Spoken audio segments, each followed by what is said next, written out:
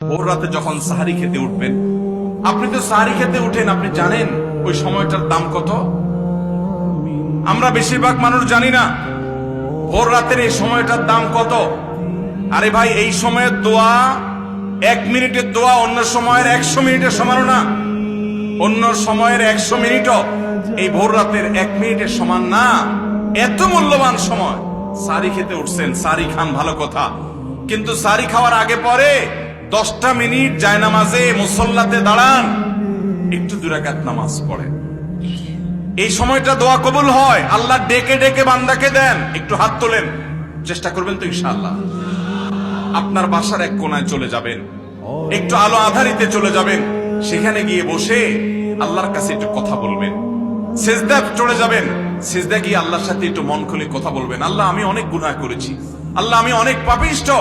শুনেছি আপনার রাসূল জানিয়েছেন যে এই মাসে নাকি আপনি অনেক পাপিষ্ঠকে মাফ করে দিবেন। আল্লাহ, আপনি নাকি অনেক জাহান্নামে যাদের নাম চলে গেছে জাহান্নামী তালিকাভুক্ত, তাদেরকে মুক্ত করে জান্নাত দিয়ে দিবেন, আপনি নাকি ওয়াদা করেছেন। আল্লাহ, আমাকে একটু তাদের মধ্যে শামিল করে দেন। আল্লাহ, আপনি দিলে আপনার কোনো অভাব হবে না। আল্লাহর সাথে একটু কথা বলা, মুনাজাত করা ভোর রাতে করার চেষ্টা করবো তো ইনশাআল্লাহ।